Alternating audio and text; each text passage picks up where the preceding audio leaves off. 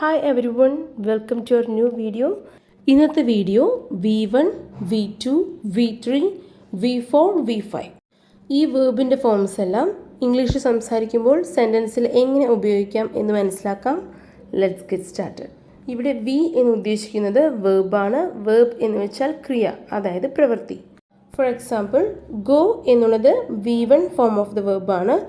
ശേഷം went V2, gone V3, going V4, goes V5.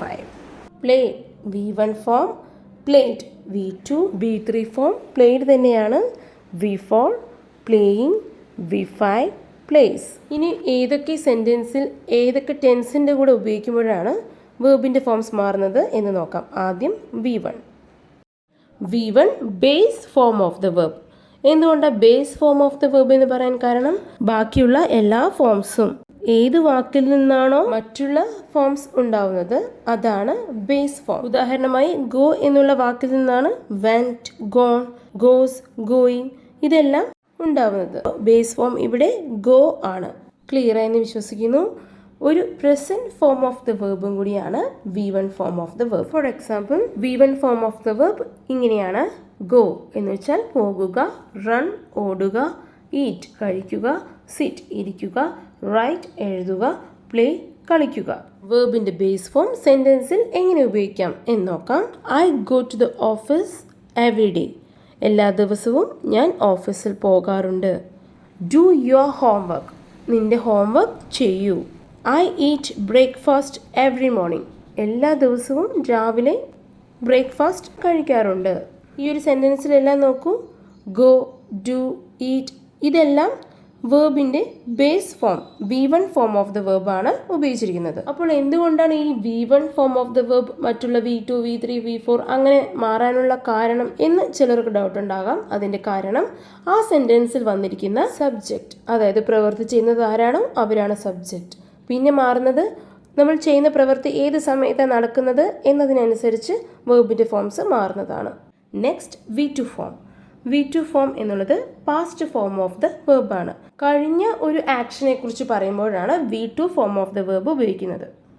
Four example, go പോകുക, went പോയി, play കളിക്കുക, played കളിച്ചു, റൈറ്റ് എഴുതുക, റോട്ട് എഴുതി. ഉദാഹരണമായി കുറച്ച് സെൻറ്റൻസ് കാണാം. I went to the office yesterday. ഞാൻ ഇന്നലെ ഓഫീസിൽ പോയി. വി ഏറ്റ് സം ആപ്പിൾസ്. ഞങ്ങൾ കുറച്ച് ആപ്പിൾസ് കഴിച്ചു. Sriram studied English last night. Sriram ഇന്നലെ രാത്രി ഇംഗ്ലീഷ് പഠിച്ചു.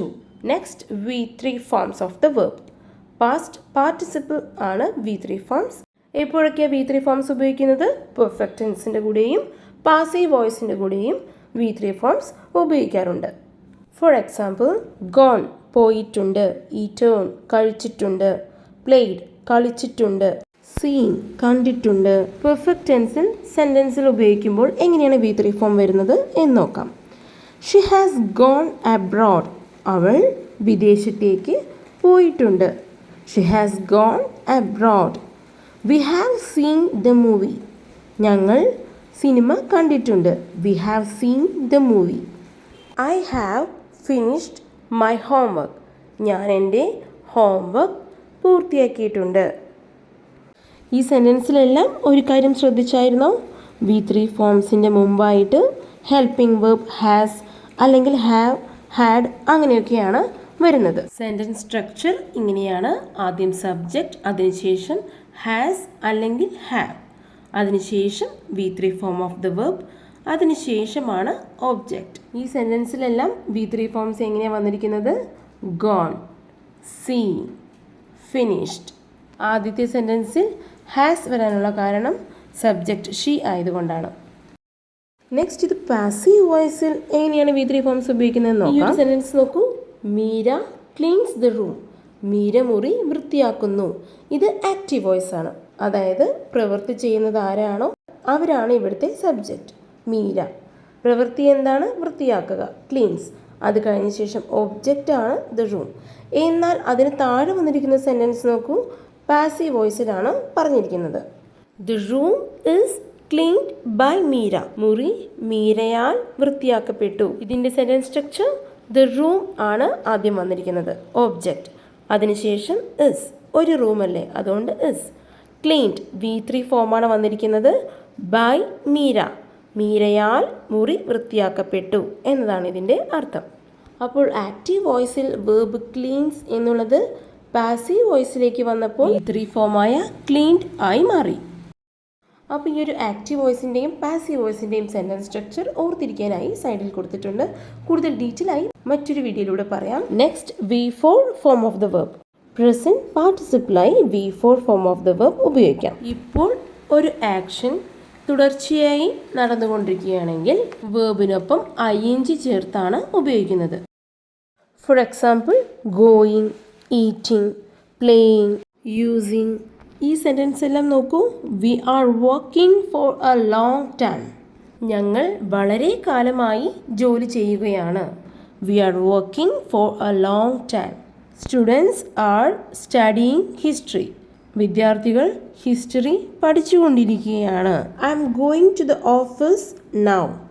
ഇപ്പോൾ ഓഫീസിലേക്ക് പോകുകയാണ്. പ്രസൻ്റായി ഒരു ആക്ഷൻ കുറച്ച് സമയത്തേക്ക് നടക്കുമ്പോഴാണ് V4 form of the verb ഉപയോഗിക്കുന്നത്. ഈ സെൻറ്റൻസ് എല്ലാം നോക്കിയാൽ അറിയാം. വർക്കിംഗ്, സ്റ്റഡിയിങ്, ഗോയിങ്, ഇങ്ങനെ V4 ഫോം ഓഫ് ദ വെർബാണ് ഉപയോഗിച്ചിരിക്കുന്നത്. ഇത് കൂടാതെ വെർബിനൊപ്പം ing ഫോം ഉപയോഗിക്കുന്നത് ഒരു ജെറൻഡായി വരുമ്പോഴാണ്. For example, I like reading. എനിക്ക് വായന ഇഷ്ടമാണ് എന്നാണ് ഇവിടെ പറഞ്ഞിരിക്കുന്നത്. ഇവിടെ ഐ എന്നുള്ളത് സബ്ജക്റ്റ്, ലൈക്ക് എന്നുള്ളതാണ് ഇവിടെ മെയിൻ വേർബ്. റീഡിംഗ് എന്നത് ഒരു വേർബിനൊപ്പം ing ചേർത്താണ് ഉപയോഗിച്ചിരിക്കുന്നതെങ്കിലും അത് ഇവിടെ നൗണിന്റെ ജോലിയാണ് ചെയ്യുന്നത്. അതുകൊണ്ടാണ് ഇതിനെ ജെറൻഡ് എന്ന് വിളിക്കുന്നത്. മറ്റൊരു സെന്റൻസ് നോക്കൂ. I finished packing the bags. ഇവിടെ ഐ എന്നുള്ളത് സബ്ജക്റ്റ്, ഫിനിഷ്ഡ് എന്നുള്ളതാണ് ഇവിടെ വേർബ്. പാക്കിംഗ് ഒരു നൗണിന്റെ ജോലി ചെയ്യുന്നത് കൊണ്ട് ജെറൻഡ് എന്നാണ് പറയുന്നത്. അതിനുശേഷം object, the bags. Last, V5 form of the verb എവിടെ ഉപയോഗിക്കാം എന്ന് നോക്കാം. സിമ്പിൾ പ്രസന്റ് ടെൻസിലാണ് V5 form of the verb ഉപയോഗിക്കുന്നത്. ഇവിടെ ഓർത്തിരിക്കേണ്ട ഒരു grammar rule, third person singular ആണെങ്കിൽ, അതായത് ഒരു വ്യക്തിയെക്കുറിച്ചോ അല്ലെങ്കിൽ ഒരു സാധനത്തെക്കുറിച്ചാണ് സബ്ജക്റ്റിൽ പറയുന്നതെങ്കിൽ, for example he, she, it, ഇങ്ങനെയാണ് സബ്ജക്റ്റ് എങ്കിൽ V5 form of the verb ഉപയോഗിക്കാം. V5 ഫോം എങ്ങനെയാണ്? വേർബിനൊപ്പം യെസ് അല്ലെങ്കിൽ es ചേർത്താണ് ഉപയോഗിക്കുന്നത്. For example, go base form ആണെങ്കിൽ V5 ഫോം ഗോസ്.